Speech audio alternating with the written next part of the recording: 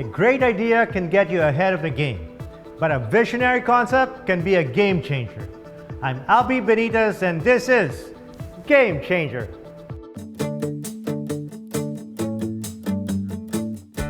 There are men and women driven by passion, committed to find happiness and meaning. They strive to better our lives and make us aspire to help others. They are visionaries. They advocate events, ideas, technological innovations that make significant shifts in our thinking.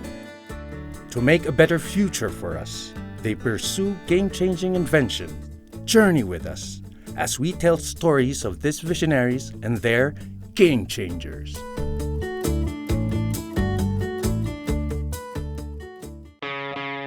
In this episode of Game Changer, trains that float on their tracks, magnetic levitation with a Filipino touch. A Filipino company's contribution to the development of the driverless car. And Kamkrame's high-tech anti-crime drive a la CSI. Maglev stands for magnetic levitation. It is a technology that powers trains in Japan, China, and Germany. And soon, a Filipino inventor hopes to have it here in the Philippines. Jose Guardo Jr. of Davao says he has developed his own version of a Maglev train. It would be way cheaper using solar energy and raw materials sourced from or near Mindanao. A homegrown pipe dream? The DOST doesn't think so.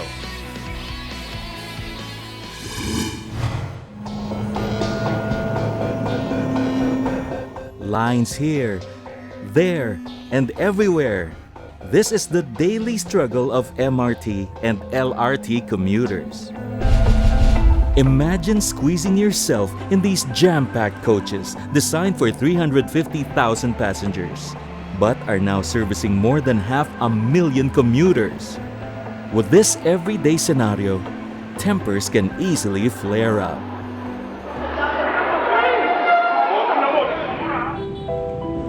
It is all a part of sales agent Casimiro Garcia Jr.'s daily struggle in the urban jungle. He commutes from Pampanga all the way to his office in Makati. Mag-MRT ako hanggang Magallanes Station. Minsan, isang oras bago ka makasakay. He has experienced almost all the train horror stories. Kung minsan, mabagal, mainit. Yun nga, pag mahaba ang pila, talagang nakukuha ka, makukonsumi ka. Commuter chronicles like Casimiro's are exactly what one company aims to solve through its trailblazing innovation. The magnetic levitation or Maglev Train. But first, what is magnetic levitation? Ang concept ay wala siyang contact sa ground.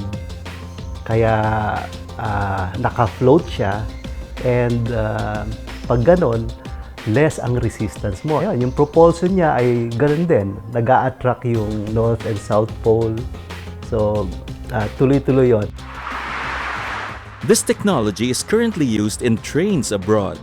Alam kong operationalize ay yung sa Shanghai, China. No?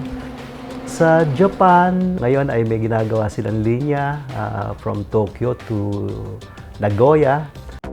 Here in the Philippines, Maglev Vision Corporation has found ways to fit it into the local setting. Maglev system is levitating and there's no contact. Walang energy dissipation and less energy is required to move you from point A to point B. Maglev technology that I have invented is a Filipino design technology. They plan to run their Maglev trains in 3 key areas nationwide. It will link business districts and other points of traffic convergence. From Makati to BGC to the airport and to Asiana, we call it Maglev Airport Loop. Okay?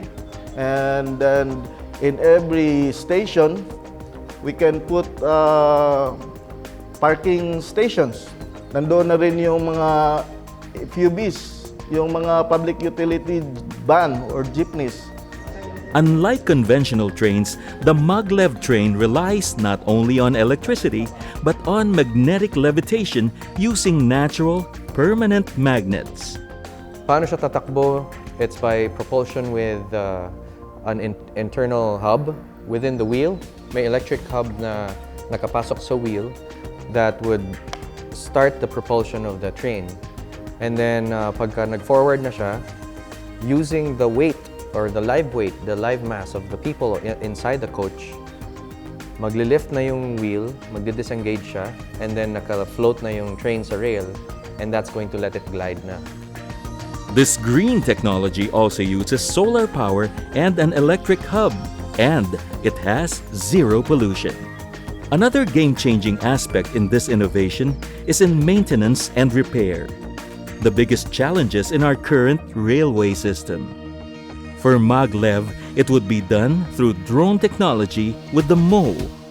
We can always put the optic sensors dun sa train so that we can validate kung okay pa yung mga magnets.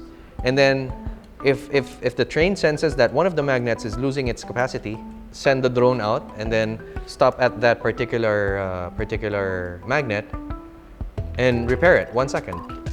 And as you can see from its design, the train is proudly Filipino. Yung doors niya are fashioned in a sense na yung wings ng ating Philippine Eagle siya. So bubuhayin natin si Pag-asa in terms of technology.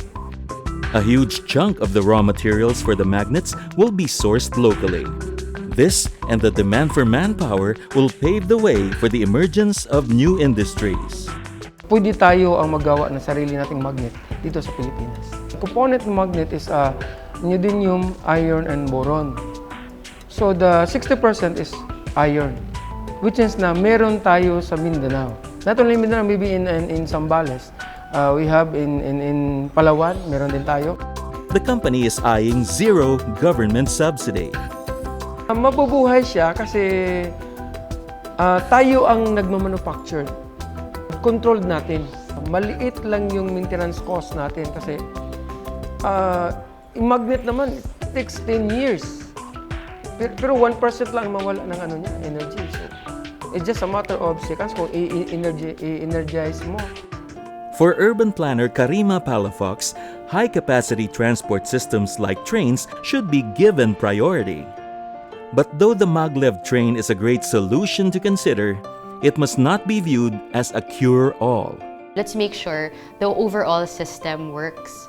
So we urban planners always stress that there's a lack of an integrated transport system in the Philippines. Safety and security is really checked again and again before it's put in our roads and we allow our Filipinos to ride them. Not only should railways be interconnected to train and bus stations, their locations should be completely accessible to the public. Karima stresses the importance of looking at the transport problem in the bigger picture of overall land use and urban management. Our cities are systems, and there should be clear managers of the different parts of this system.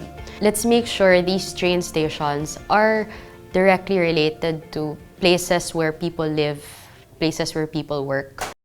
In this respect, changing the game means going back to basics and changing the public mindset about mass transportation. According to Enrique Peñalosa, so former mayor of Bogota in Colombia, so a progressive country is not one where the poor have cars, it's one wherein the rich take public transport. And with solutions like the Maglev train already laid on the table, it may not be a far-fetched idea after all. Costs and technology-wise, Engineer Guardo's Maglev train seems like the real thing. All it needs is enough support to jumpstart the project. And whatever the results are after the test runs should only encourage us. A great idea can only become a reality if we are willing to give it a try. A Filipino company's contribution to the development of the driverless car. Midas Hotel and Casino, a contemporary, design-led lifestyle hotel in the majestic hub of Manila with fabulous views of sunset on the bay. Midas offers designer amenities and guest rooms and suites, supreme restaurant options for sumptuous enjoyment, event studios for corporate meetings and vows, and a casino with world-class gaming. Here at Midas, we make days into moments. Sparkling creativity. It's stylemanship by Midas.